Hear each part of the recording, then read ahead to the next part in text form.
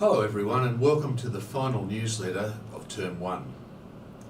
Last Friday night, the college staff gathered to share a meal and celebrate the 90th anniversary of the college.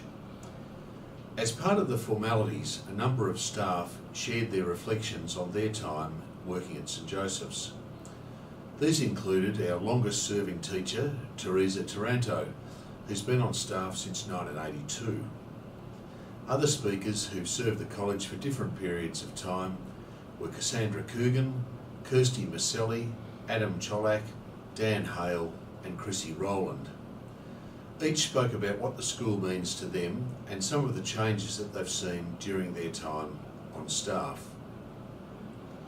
All the speakers were excellent, but with Adam Cholak's approval, I'd like to share some of his address, which I've edited a little bit just for brevity, and I thank him for giving me permission to share this address with you. Adam says, "For those that don't know me, my name is Adam Cholak and I've had the pleasure of having several stints at St Joseph's College. My first in 2002 as a fresh graduate. St Joseph's is a special place. I love it and it's a privilege to share some of my thoughts and experiences over the years." You're probably familiar with the parable of the mustard seed. Jesus put before them another parable. The kingdom of heaven is like a mustard seed that someone took and sowed in his field. It's the smallest of all the seeds, but when it has grown, it is the greatest of shrubs and becomes a tree so that the birds of the air come and make nests in its branches. In 1802, Edmund Rice began a school for the poor and marginalised boys of Waterford Island, with the goal of equipping them with the necessary life skills of confidence and compassion, and helping them develop an understanding of how they could change their own lives and the lives of others. Eventually, this great work spread across the globe, and thankfully, Brother Butler, on the 3rd of February 1935, opened St Joseph's College, Geelong, with an official enrolment of 128 students.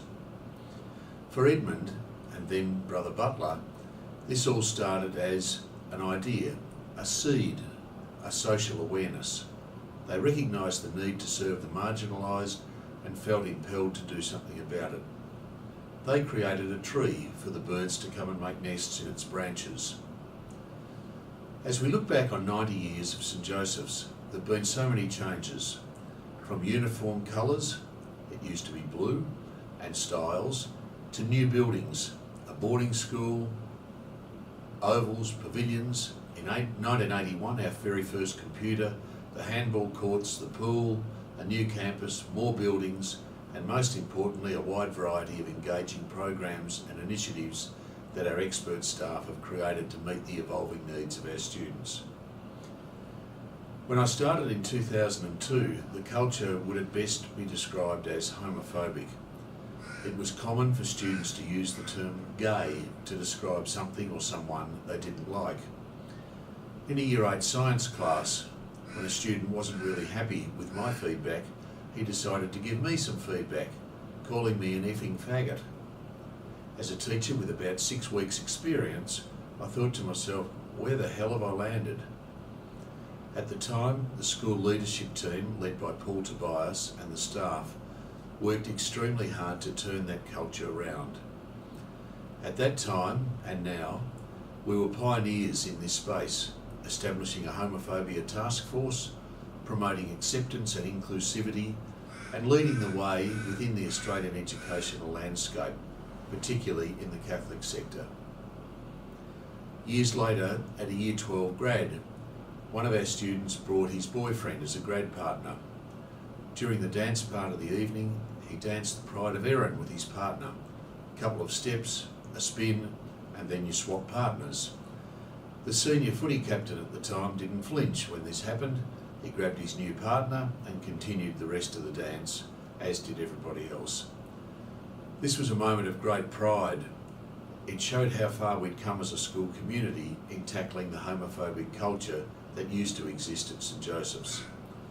It's now a place where all students, regardless of their sexual orientation, are welcome, safe, and able to reach their full potential. As you gain more experience as a teacher and as a parent, your perspective changes. You begin to think about how best to equip your children and students with the necessary tools they need to navigate life in what we all know is a complex world.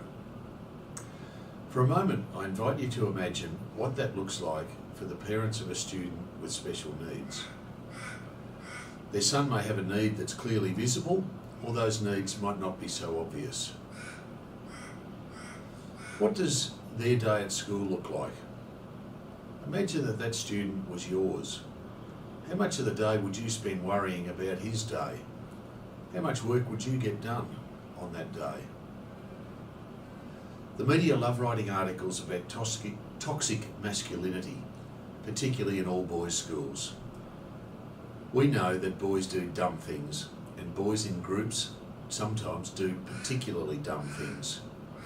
But when it comes to boys encountering fellow students with additional needs, my experience is that boys, and boys at St Joseph's, are far from toxic.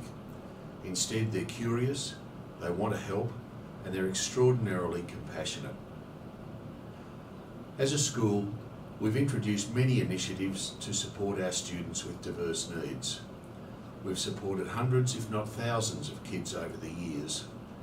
And this has helped many parents' concerns, worries and fears to be alleviated. And that's largely due to the hard work of the true heroes in this space, and that is our learning diversity officers. I think our biggest strength is and always has been our staff, both teaching and non-teaching, behind the scenes support staff.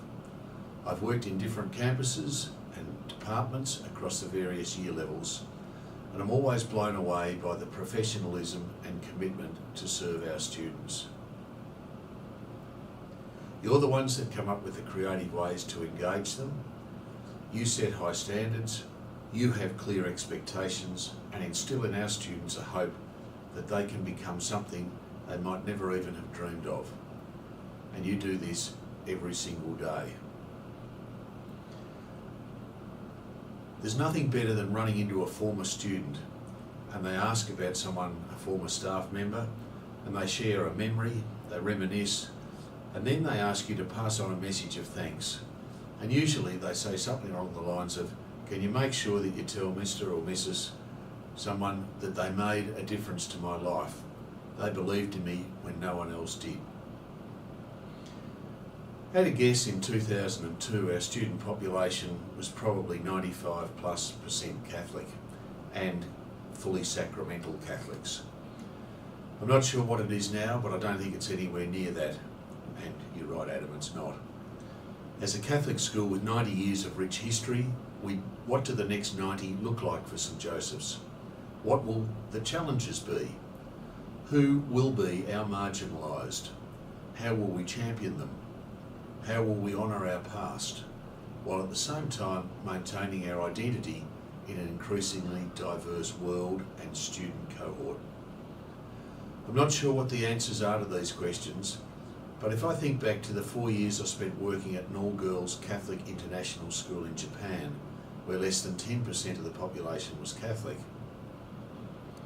I was teaching RE and I asked one of the nuns, Sister Shell Olson, who I think is the most Christ-like person I've ever met, how can I teach RE to these students when 90% of them know nothing about Jesus or Christianity?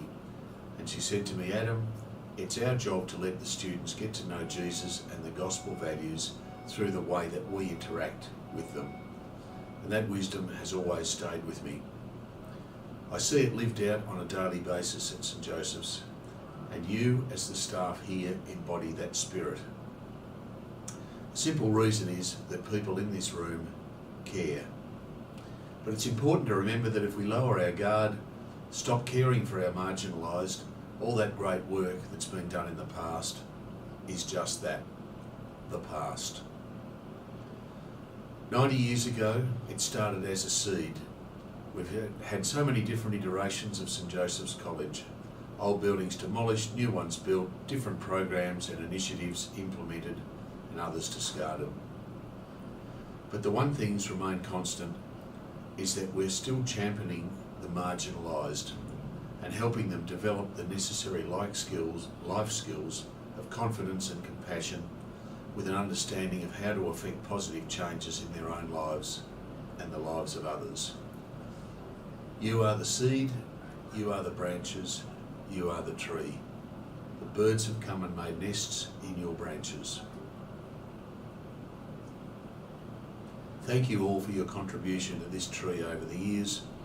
Our St Joseph's community and the world are a better place because of the efforts of those who are here before us, and you, the people in this room. So that's the end of me reading Adam's part, and thank you once again to Adam for permission to use his address as part of this newsletter. As we approach the end of term, may I remind everyone that we move to full winter uniform next term. I hope that the additional week of term break will provide some additional time so that everybody can be equipped with every item of uniform that they need and ready to wear it at the start of next term. In recent weeks, we've had almost 600 prospective families tour the college. A constant comment from those visitors was how impressed they were with the students who showed them around the school. I'd like to thank all of those boys involved. We've already had over 200 applications for Year 7 in 2026 and expect to receive at least as many applicants as we have places. If you have a student currently in the school and a grade 6 sibling, a reminder that you still need to lodge an application, and a reminder to all that applications close on Friday, May the 9th. Easter falls during the term break. From the despair and confusion of Good Friday to the joy of dawn on Easter Sunday, the Easter story sits at the heart of our Christian beliefs and is an eternal reminder of hope and the triumph of good over evil and life over death. I hope that you and your family have some opportunity to celebrate Easter together, and I wish you a relaxed and blessed break. God bless.